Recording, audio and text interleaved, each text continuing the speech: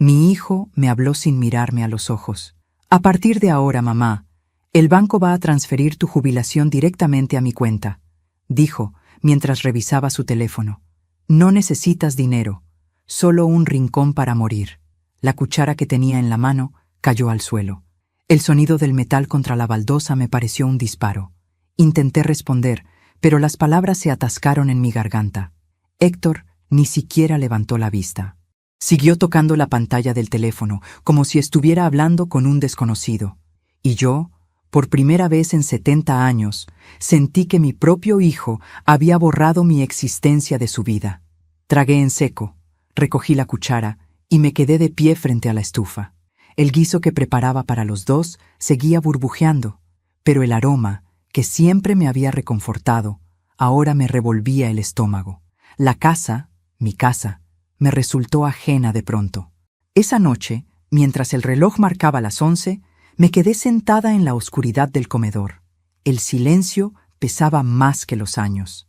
A lo lejos, escuchaba la risa de Verónica, su esposa, en el dormitorio. Esa mujer había logrado lo que ni la pobreza ni la viudez pudieron: arrancar de mi hijo cualquier rastro de compasión. Desde que se casaron, todo cambió. La casa, que alguna vez fue refugio, se convirtió en prisión. A veces, cuando la escucho reír, recuerdo la primera vez que la vi. Era joven, bonita, con esos modales falsos que ocultan la soberbia.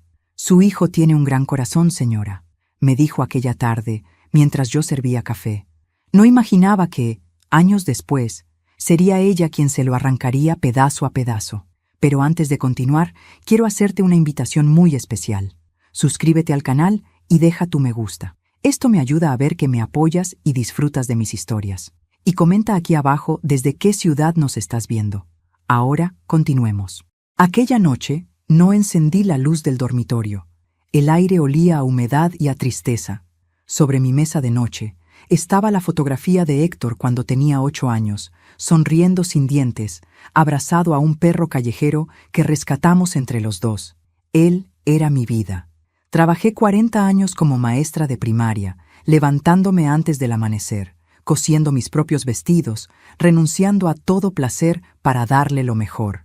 Y ahora, ni siquiera me llamaba mamá, solo Lucía. Las lágrimas me ardieron, pero no las dejé caer. A esta edad, una aprende que el llanto no sirve cuando el corazón ya está roto. A la mañana siguiente, Verónica me esperó en la cocina. Tenía una sonrisa tan falsa que dolía. «Lucía», dijo mientras removía su café, «no te lo tomes a mal. Héctor solo quiere ayudarte». «¿Ayudarme?», quitándome mi dinero. «Es por tu bien. A tu edad ya no necesitas tanto. Además, el banco es complicado, y tú ya no estás para esos trámites». Sus palabras eran dulces, pero cada una era un cuchillo. «No te preocupes, querida», le respondí con calma. «No me ofendo». Ella sonrió, creyendo que me había domado. No sabía que detrás de esa calma había algo nuevo, una determinación que ni ella ni mi hijo conocían. Durante el día, fingí normalidad. Hice mi cama, barrí, cociné. Pero mientras lavaba los platos, una idea empezó a tomar forma en mi mente. Pequeña, sutil, peligrosa. No iba a gritar ni a llorar. No iba a pedir nada. Simplemente iba a hacer algo que ellos nunca esperarían de mí. Fui hasta mi cuarto y abrí el viejo armario. En el fondo, entre sábanas dobladas y un mantel de encaje, había una caja de lata. Dentro guardaba cosas que nadie recordaba: cartas, fotos, monedas antiguas y un frasco pequeño de vidrio con un líquido transparente. Lo había conservado por costumbre, sin motivo. Era un frasco de cloro concentrado, de los tiempos en que limpiaba la escuela donde trabajaba. Lo saqué. Lo observé contra la luz. No tenía un propósito aún, pero sabía que esa noche lo tendría. Cuando cayó la tarde, preparé la cena como siempre: arroz, carne estofada y pan recién hecho. Héctor llegó del trabajo con el mismo gesto distante de los últimos meses. «¿Ya hiciste los trámites del banco?», preguntó sin siquiera saludar. «Sí», mentí. «Ya lo hice». «Perfecto», dijo, sirviéndose una copa de vino. «Verónica y yo hablaremos con el gerente mañana». Yo asentí sin decir nada. Durante la cena no hubo conversación. Solo el sonido de los cubiertos y la televisión al fondo. Cuando terminaron, se fueron a dormir. Yo me quedé recogiendo los platos y limpiando la mesa. A medianoche me levanté. El reloj marcaba las 12. El silencio era tan profundo que podía oír mi respiración. Fui a la cocina, abrí el refrigerador y me quedé mirando su interior iluminado. Dentro, sobre la bandeja del medio, puse un plato cubierto con papel aluminio. Encima, el postre favorito de Héctor, flan casero, y junto a él, una jarra con agua. Todo parecía normal, pero en el fondo, bajo una envoltura de plástico, escondí los documentos del banco, las copias de los formularios que él había falsificado para transferir mi pensión. Los había recuperado esa tarde, cuando Verónica los dejó sobre la mesa sin sospechar que yo los reconocería. Ahora, descansaban congelados dentro del refrigerador, encerrados en una bolsa con agua sólida. Sabía que él los buscaría al día siguiente, creyendo que todo estaba bajo control.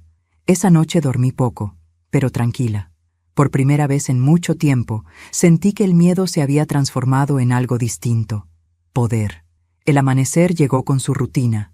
Pasos, puertas, olor a café. Yo estaba sentada en la cocina cuando Héctor abrió el refrigerador. Todo fue cuestión de segundos. Primero, el silencio. Después, un golpe seco, el sonido de vidrio chocando contra el piso. Y finalmente, su grito. Un grito tan fuerte que hizo vibrar las paredes. Un grito de miedo, no de dolor. Verónica corrió desde la habitación. «¿Qué pasa?», gritó. Héctor solo señalaba el refrigerador, temblando. Dentro, sobre la bandeja, los documentos flotaban en el bloque de hielo, perfectamente visibles, con mi firma al lado de la suya falsificada. Encima, una nota mía. «Nunca subestimes a una madre, ni siquiera a una vieja». Me levanté despacio, lo miré a los ojos y dije: «Buenos días, hijo». «¿Te sirvo café?». Él no respondió, solo se alejó, pálido, con las manos temblando. Y yo, por primera vez en años, volví a sonreír. El ruido del refrigerador aún resonaba en mi cabeza cuando me senté junto a la ventana. La mañana estaba fría, con un sol débil que apenas alcanzaba a iluminar el jardín. Las manos me temblaban, no de miedo, sino de cansancio. Era el cansancio de toda una vida, de haberlo dado todo y haberme quedado sin nada. El reflejo en el vidrio me devolvió la imagen de una mujer que ya no reconocía. El cabello blanco, la piel marcada, los ojos opacos, y sin embargo, detrás de ese rostro gastado, todavía vivía la muchacha que fui alguna vez, la que soñaba con una familia, con un amor sincero, con un hijo que la abrazara sin vergüenza, la misma que creyó que la bondad siempre era recompensada. Qué ingenua fui. Me casé a los 22 años con Samuel, un hombre de manos firmes y sonrisa fácil. No teníamos nada, solo una habitación alquilada y una radio vieja que siempre sonaba con interferencias. Pero éramos felices. Cuando Héctor nació, Samuel lloró. Nunca lo olvidaré. Sus lágrimas caían sobre el cuerpo del bebé como una promesa. Prometió protegernos, cuidarnos, amarnos, y cumplió hasta el último día de su vida. Murió joven, demasiado joven. Un accidente en la construcción donde trabajaba. Yo tenía 36 años y Héctor apenas 10. Ese día el mundo se partió en dos, el antes y el después. El antes olía a pan recién hecho, a domingos en el parque, a risas compartidas. El después olía a tristeza, a factura vencida, a sudor y a lágrimas escondidas en la almohada. Trabajé sin descanso, mañanas en la escuela, tardes cosiendo ropa ajena, noches dando clases particulares. Héctor era mi motivo. Cada vez que lo veía dormir, sentía que valía la pena. Decía que algún día me compraría una casa con jardín, para que no vivas en el ruido del mundo, mamá. Y yo le creí. Fui madre y padre, maestra y enfermera, guía y sombra. No hubo cumpleaños sin torta, ni invierno sin abrigo. A veces me privaba de comer para que él tuviera leche y pan. Recuerdo una noche en que se me rompieron los zapatos y fui al trabajo descalza hasta la puerta de la escuela, para no ensuciar los pisos de la directora. Ella nunca lo supo, nadie lo supo. Pero mi hijo, mi pequeño Héctor, sí lo vio, y me abrazó con tanta fuerza que pensé que nunca se separaría de mí. No sé cuándo empezó a cambiar. Quizás fue cuando consiguió su primer trabajo. Ya no me miraba igual, ya no me pedía consejo. Y yo, tonta, pensaba que era parte de crecer. Pero había algo más, un orgullo que se le instaló en los ojos, un desprecio que no entendía. Dejó de besarme la frente, dejó de contarme sus cosas, comenzó a avergonzarse de mí. La primera vez que me dolió de verdad fue en su boda. Verónica se veía espléndida, eso no lo niego, pero durante la ceremonia, cuando el sacerdote le pidió que agradeciera a sus padres, Héctor solo miró a la madre de Verónica. Ni una palabra para mí, ni una mirada, como si yo no existiera. Después, en la fiesta, me sentaron en una mesa al fondo, lejos de los invitados. Verónica me abrazó al irse, fingiendo afecto, y me dijo al oído: «Prometo cuidar de él. Usted ya ha hecho suficiente». Aquellas palabras me atravesaron el alma. Ya ha hecho suficiente. Era su manera elegante de decir que sobraba. Y desde entonces, así me trató, como un mueble viejo que ocupa espacio, como un recuerdo que estorba. Después de la boda, vinieron los años de silencio. Héctor apenas me llamaba. Cuando lo hacía, era para pedirme dinero o para preguntarme si podía vender el terreno de su padre. Yo siempre decía que sí, porque pensaba que eso lo haría feliz. Y cada vez que le daba algo, creía que estaba comprando su cariño de nuevo. Nunca aprendí que el amor no se compra ni se mendiga. Verónica fue quien tuvo la idea de mudarse conmigo cuando vendieron su departamento. Dijo que así me acompañarían en mi vejez. Yo, ingenua, acepté. Pensé que era una oportunidad para recomponer la relación, pero lo que hicieron fue instalarse aquí como dueños, cambiar mis muebles, tirar mis cosas, transformar mi casa en un campo de batalla donde mi voz no valía nada. El primer mes todavía cocinaba para los tres. Luego me prohibieron usar la cocina para no hacer desorden. A veces me daban un plato de comida fría en la habitación.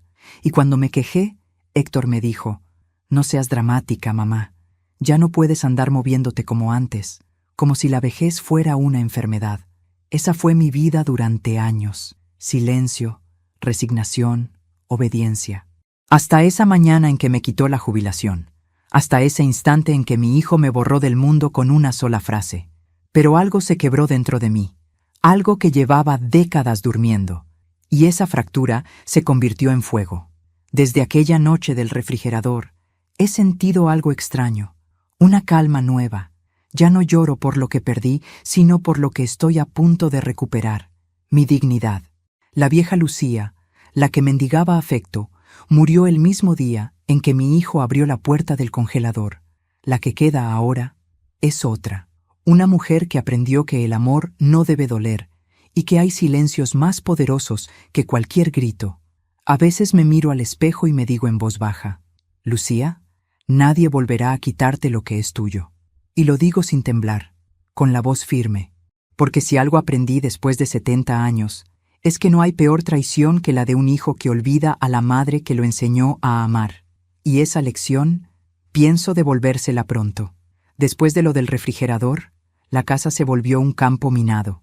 No había gritos, pero sí miradas que pesaban como piedras. Verónica no me hablaba. Cuando lo hacía, era solo para dar órdenes. Héctor fingía calma, pero cada gesto suyo era una amenaza. Podía sentir su rabia hervir bajo la piel, una rabia muda, fría. Una tarde, lo escuché hablando por teléfono en el jardín. «No, no pasa nada», decía. «Solo fue un susto. Ya está vieja, pierde la cabeza». Me quedé quieta, detrás de la puerta, oyendo cómo mi propio hijo justificaba mi cordura ante alguien. «Ya está vieja, pierde la cabeza». 4 palabras que borraban toda mi historia, mis años de trabajo, mis recuerdos. 4 palabras que lo convertían en extraño. Esa misma noche me quitaron las llaves de la casa. Verónica se acercó con su tono dulce de siempre y dijo: «Lucía, es mejor así. Últimamente te distraes y dejas la puerta abierta. No queremos accidentes». Accidentes. Así le llamaban ahora a mi libertad. A partir de entonces, mis días se hicieron lentos. Desayunaba sola, con pan duro y café recalentado. Ellos comían en el comedor, riendo, planeando viajes, hablando de cosas que ya no incluían mi nombre. A veces los oía desde mi cuarto. Sus voces eran como ecos de una vida ajena. Pasaba las horas mirando por la ventana. Desde allí podía ver el árbol de limones que Samuel y yo plantamos cuando nació Héctor. Ese árbol ha resistido tormentas, sequías, podas brutales, y todavía da fruto. Cada vez que lo veía, me decía a mí misma, si el árbol sigue de pie, yo también puedo hacerlo. Una tarde, escuché que alguien golpeaba suavemente la reja. Era Elvira, mi vecina de toda la vida. Tenía mi edad, el cabello corto y las manos agrietadas por los años de enfermera. La misma mujer que me ayudó cuando nació Héctor, cuando Samuel murió, cuando la vida dolía demasiado. Lucía, susurró, hace días que no te veo. ¿Estás bien? No puedo hablar mucho, le dije, mirando hacia atrás. Me quitaron las llaves. Ella me observó en silencio, comprendiendo más de lo que yo decía. Te dejaré algo en el buzón, murmuró. Revisa esta noche. Cuando cayó la noche y todo estuvo en calma, fui hasta la puerta. Dentro del buzón había una bolsita de tela. Adentro, un pequeño celular viejo, de esos con linterna, y un papelito que decía, por si necesitas ayuda. Me llevé el teléfono al pecho, temblando. No recordaba la última vez que alguien había hecho algo tan simple y tan humano por mí. Los días siguientes fingí obediencia. Respondía con una sonrisa a todo. Sí, Verónica, tomaré mis pastillas. Sí, Héctor, ya apagué la estufa. Me dejé arrastrar por su falsa compasión hasta que bajaron la guardia. La debilidad era mi disfraz. Y detrás de él, mi mente trabajaba sin descanso. Empecé a usar el teléfono de Elvira solo por las noches. Nos comunicábamos con mensajes breves. ¿Estás bien?, escribía ella. Sí, todo bajo control, respondía yo. Hasta que una noche le pedí algo que me costó escribir. Necesito un favor, Elvira. Algo importante. Ella tardó en responder, pero lo hizo. Lo que sea, amiga, solo dime. A la mañana siguiente, fingí sentirme mal. Me toqué la cabeza, caminé lento, dije que tenía mareos. Verónica, harta, llamó a Héctor. Tu madre no puede seguir así, le dijo.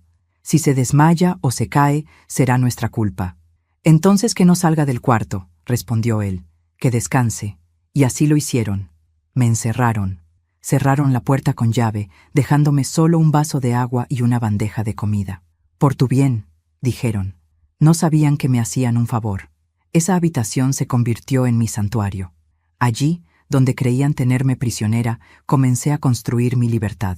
En la pared del armario aún guardaba los ahorros que Samuel me había dejado, monedas de oro y algunos billetes viejos envueltos en papel.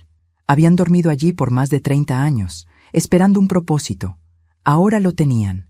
Por las noches usaba el celular para comunicarme con don Ramiro, un viejo amigo de mi esposo. Había sido gerente del banco donde depositaba mi pensión. Lucía, pensé que estabas retirada, me dijo sorprendido. Lo estoy, Ramiro, pero necesito tu ayuda. Es sobre mi hijo. ¿Qué ocurre? Solo diré que necesito cambiar la titularidad de mi cuenta. En silencio. Eso no es sencillo. Nada lo es, Ramiro, pero sabes que siempre fui una mujer de palabra. Él suspiró al otro lado de la línea. Está bien, Lucía, lo haré, pero ten cuidado. No te preocupes, nadie sospechará nada. Así, noche tras noche, empecé a recuperar lo que era mío.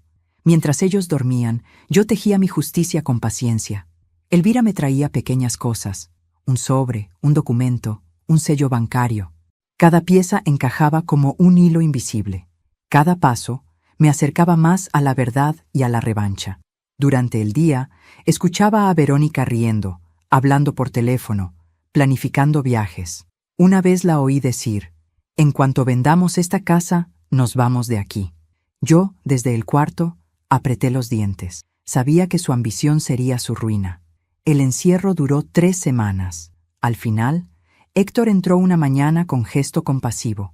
¿Cómo te sientes, mamá?, preguntó. Mejor, hijo, le dije con voz débil. Muy mejor. Me miró con una mezcla de alivio y lástima. Eso es bueno. Verónica dice que tal vez podrías ir a un hogar de ancianos. Si es lo mejor para ustedes, claro que sí, respondí, bajando la mirada. Vi cómo su sonrisa se ensanchaba. Creía haber ganado. Y yo supe que estaba a punto de devolvérselo todo, con intereses. Esa noche, mientras el viento golpeaba las ventanas, abrí mi cuaderno y escribí. Me quitaron las llaves, pero no la razón. Me encerraron el cuerpo, pero no el alma. Y lo que un hijo roba por ambición, una madre puede recuperarlo con paciencia. Apagué la luz, y por primera vez en mucho tiempo dormí tranquila. Sabía que, muy pronto, el encierro terminaría, y que cuando esa puerta se abriera, no sería yo quien siguiera siendo prisionera. El silencio tiene un sonido que solo los viejos entendemos. No es ausencia de ruido, es presencia de algo que se está gestando. Esa semana, la casa estaba demasiado callada. Ni gritos, ni risas, ni pasos. Verónica y Héctor hablaban en susurros, cerraban puertas, se quedaban despiertos hasta tarde. Yo fingía dormir, pero mis oídos seguían despiertos, como los de una madre que presiente la tormenta antes de verla. Una noche los escuché. Mi habitación da al pasillo, y la pared que nos separa es delgada como papel. Las voces me llegaban nítidas, aunque trataban de contenerlas. «No podemos seguir esperando, Héctor», decía Verónica, impaciente. «Tu madre no va a durar mucho. Si seguimos con este juego, el dinero se va a esfumar». «Tranquila», respondió él. «En cuanto firme los papeles de venta, todo será nuestro. ¿Y si no quiere firmar? Lo hará. Confía en mí». Hubo un silencio breve, seguido de algo peor, una carcajada. «Eres igual a tu padre», dijo ella, «siempre sabiendo cómo salirse con la suya». «Mi padre era un imbécil», replicó Héctor, con una dureza que no le conocía. «Por eso murió pobre». «Y tú no vas a morir así», dijo ella acercándose. «Vas a hacer lo correcto, amor». Lo que se escuchó después no fueron palabras, sino besos, y yo, en la oscuridad, apreté los puños tan fuerte que las uñas se me clavaron en las palmas. Mi hijo, mi propio hijo, planeando vender mi casa, mi refugio, el último rincón donde Samuel y yo compartimos amor. Todo, mientras dormía a metros de mí, y todavía tenía el descaro de llamarme mamá. Al día siguiente me levanté temprano. Preparé café como si nada. Cuando Verónica entró a la cocina, me sonrió con esa sonrisa vacía que usa para disimular su veneno. «¿Dormiste bien, Lucía?» «Sí, querida», respondí con calma. «Soñé con mi esposo». «Ah, qué lindo», dijo distraída, revisando su teléfono. «Sí, me decía que pronto iba a tener visitas». «¿Visitas? Sí, gente del banco, creo». Levantó la cabeza. «¿Del banco? Soñar es gratis, ¿no?», le respondí, sonriendo. Vi cómo tragaba saliva. Un leve temblor en su mano delataba su nerviosismo.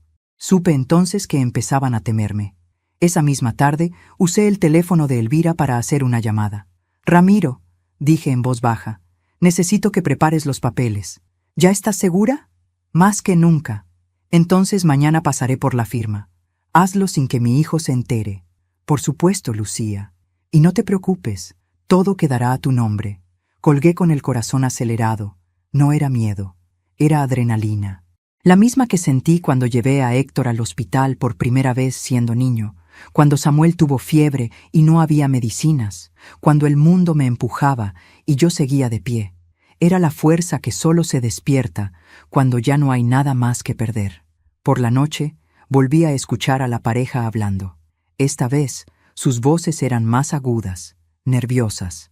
«¿Y si el banco la cita sin avisar?», preguntó Verónica. «No pueden hacerlo sin mi autorización», respondió Héctor. «No confío en ella.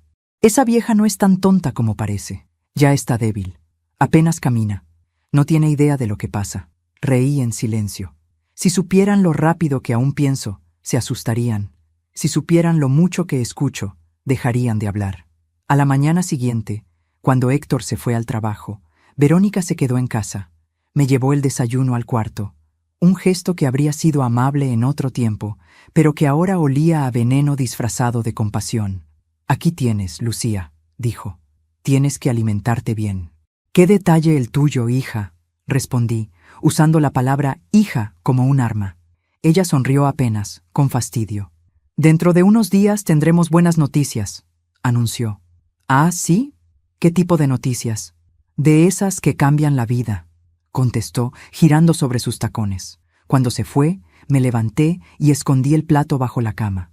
No confiaba en lo que había dentro. El sabor de la comida era distinto, metálico. El instinto nunca me falló, y esa vez no iba a empezar. Por la tarde, Elvira se acercó con un sobre. «Aquí está todo», me dijo. Don Ramiro lo preparó. Lo abrí. El documento que transfería la casa a mi nombre, con una cláusula especial. En caso de fallecimiento, pasaría a ser propiedad de una fundación para mujeres mayores sin hogar. No a mi hijo, no a su esposa, a otras como yo. Sentí las lágrimas correr por mis mejillas. «Gracias, Elvira». «No me des las gracias», dijo. «Solo prométeme que serás cuidadosa». «Siempre lo fui», respondí. «Pero ahora también seré peligrosa». Esa noche escribí una carta. La dejé sobre mi mesita, bajo el retrato de Samuel. Si un día no despierto, no lloren por mí. No fui víctima, fui testigo de mi propia guerra, y la gané sin disparar una sola bala. Luego guardé otra carta en el armario, destinada a Héctor. En ella le explicaba que ya sabía todo, que si algún día encontraba esa nota, sería porque lo había perdido todo, exactamente como me perdió a mí. Cuando Héctor regresó a casa, algo en su rostro había cambiado. Demasiada calma, esa clase de calma que precede a la violencia. «Mamá», dijo con voz suave, «mañana vendrán del banco». «Ah, sí, qué sorpresa. Solo necesitamos tu firma. Nada más». «Claro, hijo, firmaré lo que quieras». Sus ojos se iluminaron, creyendo que por fin me había rendido. Me tomó de la mano, fingiendo ternura. Sabía que ibas a entender. Yo le devolví la sonrisa. «Sí, hijo, lo entiendo todo». Cuando se fue a dormir, me quedé sola en la cocina, mirando la penumbra. El sonido del refrigerador llenaba el silencio como un recordatorio. Pensé en Samuel, en cómo él siempre decía: «Hay batallas que solo se ganan cuando el enemigo cree que ya venció». Esa frase me acompañó hasta el amanecer, y cuando el sol empezó a colarse por la ventana, supe que había llegado el momento de poner mi plan en marcha. Antes de dormir, recé en voz baja. No pedí justicia, ni venganza. Solo pedí lucidez. Porque en la vida, a veces el castigo más grande no es la muerte, sino el remordimiento. Y esa sería mi herencia para mi hijo. El día amaneció con una calma que me dio miedo. El cielo estaba limpio, el aire quieto, y la casa parecía contener la respiración. Héctor había salido temprano al banco, acompañado de Verónica. Dejaron sobre la mesa una carpeta de documentos, la misma que, según ellos, pondría todo en orden. Me senté frente a esa carpeta durante horas, sin tocarla. Solo la miraba, como si mirarla fuera suficiente para entender su veneno. Sabía lo que contenía: la venta de mi casa, la cesión de mi cuenta y el cierre definitivo de mi independencia. Era su golpe final. Y lo mejor de todo era que ellos creían que yo iba a dárselo con mis propias manos. Cuando volvieron, la tarde ya se había teñido de naranja. Verónica traía ese perfume caro que siempre me da náuseas, y Héctor caminaba con la arrogancia de quien cree que ha ganado. «Mamá», dijo él, con una sonrisa que me resultó extraña, «hoy es un día importante». «¿Ah, sí?» «Sí. Vamos a terminar con los trámites. Ya no tendrás que preocuparte por nada». Verónica se sentó frente a mí y me miró fijamente. «Solo falta tu firma», dijo, empujando la carpeta hacia mí. «Aquí». Me temblaron las manos, pero no de miedo. Era la emoción de una actriz antes del acto final. Tomé el bolígrafo, abrí los papeles y fingí leer sin comprender. «¿Y esto es del banco?», pregunté con voz frágil. «Sí, mamá». «Confía en mí», respondió Héctor, mirándome como si fuera un niño dándome instrucciones. «Claro que confío, hijo. Siempre lo hice». Y firmé. 1, 2, 3 veces, sin protestar. Verónica sonrió, satisfecha, creyendo que mi sumisión era auténtica. «Así me gusta, Lucía. Que coopere». Cooperar. Qué palabra tan peligrosa. Cuando se fueron a celebrar su victoria, a cenar fuera, fui hasta mi habitación. Abrí el cajón del armario y saqué una copia de los documentos verdaderos, los que don Ramiro había preparado días atrás, los que anulaban por completo las firmas que acababa de poner, los que devolvían mi casa, mi cuenta y mi dignidad a donde pertenecían, a mí. Mientras ellos firmaban su propio engaño, yo ya había cerrado el mío. Ramiro lo había hecho todo sin ruido, con la precisión de un hombre que conoce los rincones de la burocracia. «Lucía», me dijo por teléfono, «cuando ellos presenten esos papeles, el sistema mostrará a otros. Y créeme, El banco no discute con una maestra que tiene recibos guardados desde 1983. Guardé las copias en una caja metálica, junto a las fotos de Samuel y la libreta de ahorros. Cada firma, cada sello, cada movimiento, era parte de una sinfonía silenciosa que pronto estallaría. Esa noche dormí poco. Escuché cuando llegaron, riendo, chocando copas en la cocina. Desde el pasillo, oí a Verónica decir: «Ya está hecho. Mañana mismo pongo la casa a la venta». «Tranquila», respondió Héctor. «Primero me transfieren el dinero. No quiero errores». «¿Y tu madre?» «Mi madre». Hubo una pausa. «Mi madre ya no tiene nada». Cerré los ojos y me prometí que esa sería la última vez que lo escucharía hablar así. Al amanecer, Elvira vino con paso rápido, disfrazada de repartidora. Llevaba una gorra y una bolsa de pan en la mano. «Aquí tienes lo que pediste», me dijo, entrando en silencio. Dentro de la bolsa había un sobre con sellos notariales. «Documento registrado», decía en tinta azul. «¿Todo listo?», preguntó ella. «Todo». Nos abrazamos sin decir más. Dos mujeres viejas, cansadas, pero vivas. Elvira se fue por la puerta trasera, justo cuando escuché la cerradura principal girar. Héctor había regresado. «Mamá», dijo entrando, «hoy vendrá el agente inmobiliario». «¿Para qué?» «Para tasar la casa». «Ah, qué bien. Así sabrán cuánto vale lo que fue mi vida», respondí, sirviéndome café. Me miró con una mezcla de irritación y desprecio. «No empieces, mamá. No lo arruines». «Yo nunca arruino nada, hijo. Solo observo». Esa tarde, el agente recorrió la casa, tomando fotos, midiendo, haciendo preguntas. Yo lo seguía en silencio, mirando cómo sus dedos tocaban las paredes que Samuel había pintado con sus manos, el marco donde aún se veía su letra, los escalones donde Héctor dio sus primeros pasos. Era como si un extraño diseccionara mis recuerdos. Cuando terminaron, Verónica firmó unos papeles y salió a la puerta a despedirlo. Héctor se quedó atrás, revisando los documentos. «¿Estás contento, hijo?», le pregunté. «Por supuesto. Esto nos dará una vida mejor. ¿A ti o a nosotros?» «A todos», dijo, sin levantar la vista. «¿Y dónde viviré yo?» «En el hogar de ancianos que vimos el otro día». «Ah, claro. Ese con rejas en las ventanas». «Muy acogedor». Su silencio fue mi respuesta. Lo miré fijamente. No había amor en su rostro, solo una máscara de ambición. Y detrás de esa máscara, una sombra que no reconocía. Cuando cayó la noche, me encerré en mi cuarto. Saqué una libreta y escribí una sola frase. «El poder no lo tiene quien manda, sino quien sabe esperar». Luego encendí la radio. Una canción vieja, la favorita de Samuel, llenó la habitación. Por un momento me sentí en paz, casi feliz. Pero antes de dormir, me prometí algo.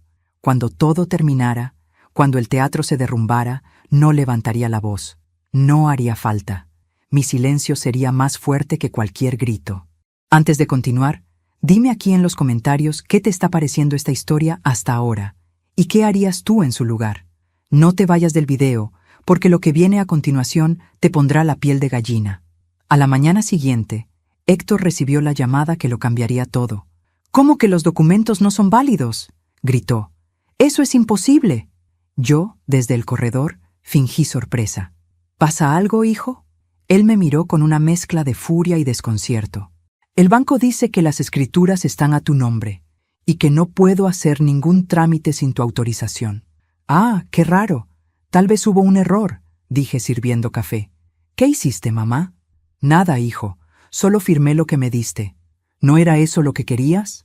Verónica entró corriendo, desesperada. «Héctor, el agente inmobiliario llamó. Dijo que la venta se congeló». «¿Qué?». «El sistema dice que la propiedad está registrada como bien protegido por una fundación». El rostro de mi hijo se desfiguró. Las venas del cuello se le marcaron como ramas secas. Golpeó la mesa, tiró los papeles, gritó mi nombre. Yo solo lo observé en silencio, con el corazón en calma. La máscara ya cayó, pensé. Esa tarde, mientras ellos discutían y el teléfono no dejaba de sonar, me senté junto a la ventana, con mi taza de té caliente. El sol entraba por el cristal, tibio, casi amable, y por primera vez en años sentí que esa casa me pertenecía otra vez. La mañana siguiente empezó con gritos que se mezclaban con el sonido del teléfono, el portazo de las habitaciones y los pasos furiosos de Héctor atravesando la casa como un animal herido. Yo estaba en la cocina, removiendo lentamente mi café, cuando lo vi entrar con los ojos desorbitados. «¿Qué hiciste, mamá?», vociferó. «¿Qué demonios hiciste? ¿Qué ocurre, hijo? No te hagas la inocente. El banco bloqueó mis cuentas. No puedo acceder al dinero». Levanté la vista. Tranquila. «Qué raro, Héctor. Quizás el banco sospechó algo. Tú los llamaste. Tú moviste los papeles. Yo no sé nada de esas cosas, hijo. Ya te dije que estoy vieja y no entiendo de trámites». Sus manos temblaban. Estaba rojo, fuera de sí. Verónica entró detrás de él con el rostro pálido y los labios tensos. «Nos están investigando», dijo, casi en un susurro. «¿Qué?», pregunté, fingiendo sorpresa. «El banco reportó movimientos irregulares y hay una denuncia por falsificación de firmas». Héctor la miró como si fuera a matarla. «Te dije que borraras todo. Te dije que lo hicieras bien. No me culpes, fue ella. Esa vieja lo planeó todo». Me reí bajito. No pude evitarlo. Una risa seca que me salió desde el fondo del alma, como un eco de años reprimidos. «Claro que lo planeé», les dije, mirándolos a ambos. «¿Qué esperaban? ¿Qué dijiste?», preguntó Héctor, incrédulo. «Dije que lo planeé. Desde el día en que me quitaste las llaves, el silencio fue absoluto. Ni siquiera el reloj de la pared se atrevió a sonar. Verónica fue la primera en reaccionar. «No puede ser», murmuró. «No tenías cómo hacerlo». «Oh, querida», le respondí con calma. «Cuando una mujer pasa 70 años resolviendo sola la vida, aprende a hacer muchas cosas». Héctor me dio un paso al frente. «Nos arruinaste, nos dejaste sin nada». «No, yo no los arruiné. Ustedes lo hicieron solitos. Tú no entiendes. Era por tu bien». «¿Mi bien?», reí otra vez más fuerte. «Mi bien no está en el dinero, hijo. Está en no tener que mirar a mi hijo y sentir vergüenza». Sus ojos se llenaron de ira. Por un instante creí que iba a golpearme. Verónica lo tomó del brazo, nerviosa. «No te atrevas, Héctor». «¡Cállate!», le gritó él empujándola. Ella cayó al suelo, golpeándose el hombro. Yo me levanté despacio, sin perder la calma. «¿Ves, hijo?», dije. «Eso es lo que hiciste con tu vida. Convertirte en lo mismo que juraste no ser. Un hombre violento, ciego por la ambición». Verónica se levantó llorando. «No me mires así, vieja bruja. Tú arruinaste todo». «No, Verónica. Solo te quité lo que no era tuyo». «¡Vas a pagar por esto!», gritó, y corrió hacia el teléfono. «Llamaré a la policía». «Excelente idea», respondí. «Diles que revisen los documentos que tú falsificaste». Su mano se congeló en el aire. Héctor la miró, confundido. «¿Qué dice Verónica?». Ella guardó silencio. Yo di un paso más. «Sí, Héctor, fuiste ingenuo. Ella fue quien firmó en tu nombre los primeros papeles. Fue quien te empujó a usar mi cuenta. Ella quería la casa, no tú». «Eso no es verdad», balbuceó ella. «No la escuches. Revisa tu correo, hijo. Hay copias de todo». Él me miró sin saber si creerme o no, pero su duda fue suficiente. Verónica, presa del pánico, corrió a la habitación y cerró la puerta con llave. Yo la oí sollozar del otro lado. Era el sonido más dulce que había escuchado en años. Héctor se dejó caer en una silla. Tenía la mirada perdida. Por primera vez en mucho tiempo, lo vi vulnerable. No como el hombre soberbio que me humilló, sino como el niño que una vez lloró entre mis brazos. «¿Por qué lo hiciste, mamá?», dijo en voz baja. «Porque ustedes me dejaron sin nada. Yo solo quería ayudarte». «No, querías adueñarte de lo que construí con mi vida. Y eso no es ayuda, hijo. Es robo». Sus lágrimas comenzaron a caer. Y, aunque me dolió verlo así, no me acerqué. No esta vez. Era su turno de entender lo que es estar solo. A las pocas horas, la policía llegó. Vecinos curiosos, sirenas, preguntas. Verónica intentó culparme, pero los documentos hablaban por sí solos. Las firmas falsas, las transferencias, las llamadas grabadas. Todo estaba allí, perfectamente ordenado. Ellos habían cavado su propia tumba legal. Los agentes se llevaron a Verónica primero. Ella gritaba, lloraba, maldecía. Héctor intentó detenerlos, pero uno de los oficiales le dijo: «Usted también debe acompañarnos. Hay denuncias a su nombre». Él me miró antes de salir. Una mirada que no olvidaré. Ni de odio, ni de amor, solo de vacío, como si de repente hubiera comprendido lo que perdió. Cuando la casa quedó en silencio, me senté otra vez frente al refrigerador. Abrí la puerta. Dentro seguía el bloque de hielo que usé aquella noche, ya casi derretido, pero aún guardando en su interior un trozo de papel con las primeras pruebas que encontré. Lo saqué, lo puse sobre la mesa y lo observé derrumbarse lentamente, gota a gota. Era como ver cómo el pasado se derretía frente a mí. Tomé el teléfono y llamé a Elvira. «Ya está hecho», le dije. «¿Estás bien?» «Sí, más de lo que estuve en años». Ella guardó silencio y luego preguntó, «¿Y ahora qué harás?» «Vivir, Elvira. Solo vivir. Te lo mereces». Colgué y me quedé mirando por la ventana. El árbol de limones seguía en pie. Flores nuevas, brotes frescos. El mismo árbol que plantamos cuando Héctor nació. Me pareció un símbolo cruel y hermoso a la vez. La vida sigue, aunque las raíces estén heridas. Antes de irme a dormir, me miré en el espejo. Por primera vez en mucho tiempo me reconocí. No la mujer débil ni la madre olvidada, sino una mujer que sobrevivió a todo y que, sin derramar una gota de sangre, logró justicia. Escribí una última frase en mi cuaderno. Al final, no grité para que me oyeran. Guardé silencio, y ese silencio fue mi venganza.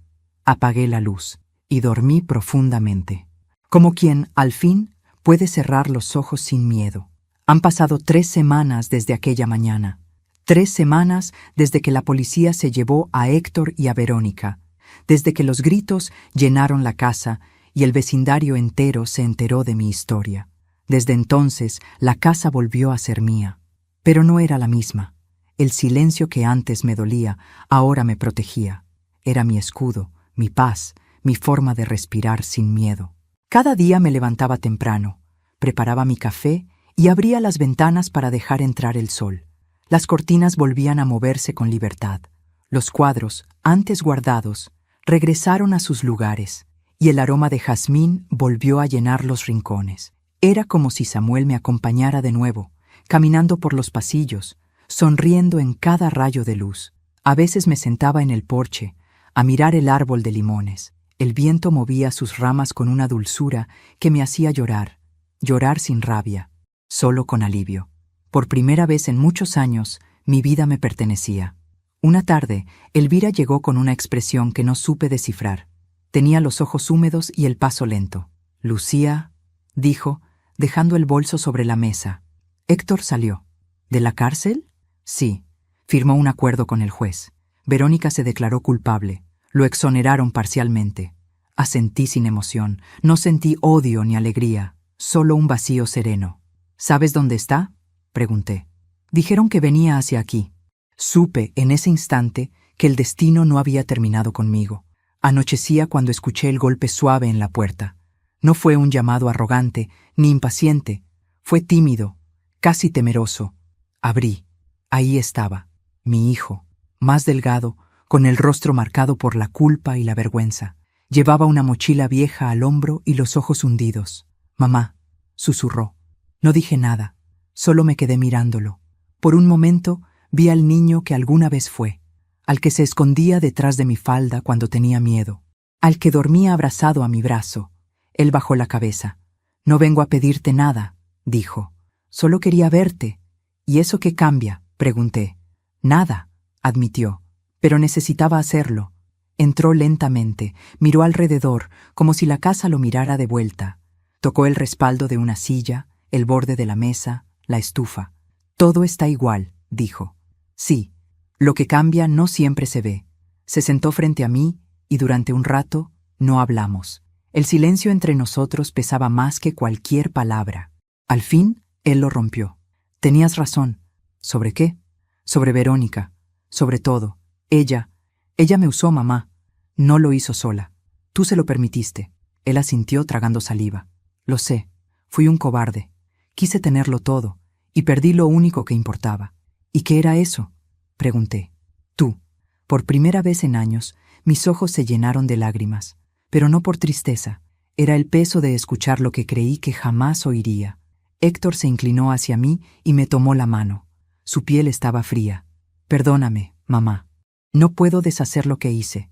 No, no puedes, le respondí, pero puedes aprender a vivir con ello. Él me miró, y en sus ojos vi algo que no había visto nunca: sinceridad. La misma sinceridad que Samuel tenía cuando cometía un error y venía a disculparse. Por un instante sentí una chispa de ternura, pero duró poco. El daño seguía allí, profundo, irreparable. ¿Dónde vas a quedarte?, pregunté. No lo sé, respondió. Solo quería verte. ¿Y ahora? Ahora me iré. No quiero ser una carga para ti otra vez. Ya lo fuiste una vez, hijo. No lo vuelvas a hacer. Él bajó la cabeza. Lo sé, pero si algún día quieres verme... Héctor, lo interrumpí. Un hijo puede perderlo todo: el dinero, el trabajo, incluso el amor. Pero cuando pierde el respeto de su madre, no hay regreso. Él asintió, conteniendo las lágrimas. Se levantó despacio y caminó hacia la puerta. Antes de salir, se volvió. Gracias por seguir viva, susurró. No merecía que lo hicieras. Y se fue. Esa noche, me quedé en el porche, mirando las estrellas. El viento movía las ramas del árbol, y en ese sonido encontré consuelo. Elvira vino más tarde, con una manta sobre los hombros. ¿Te dijo algo? Sí, respondí sin mirarla.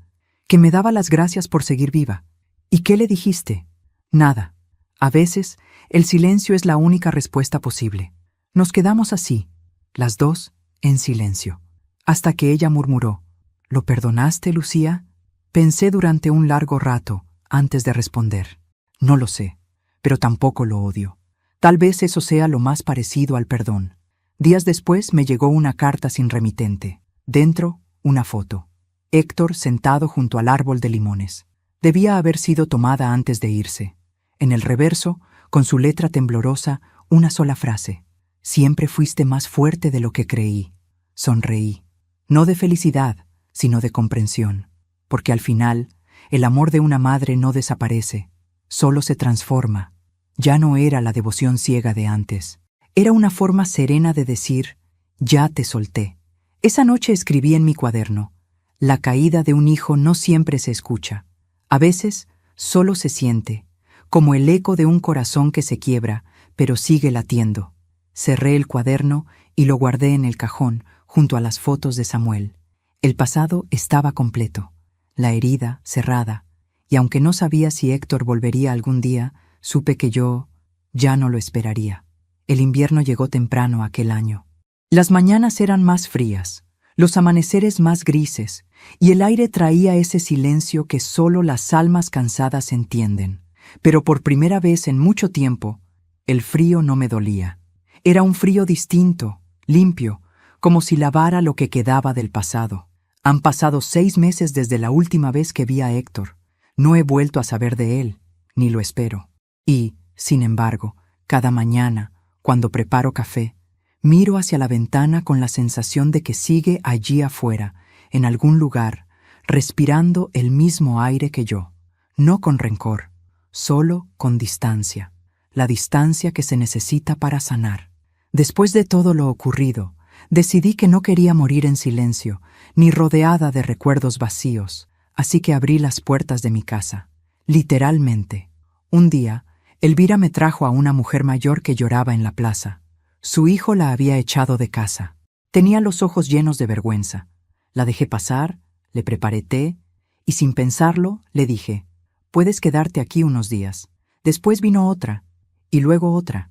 Y cuando quise darme cuenta, mi casa, aquella que mi hijo quiso vender, se había convertido en un refugio, un lugar para mujeres olvidadas, para las que la vida trató igual que a mí, con dureza, pero no con derrota.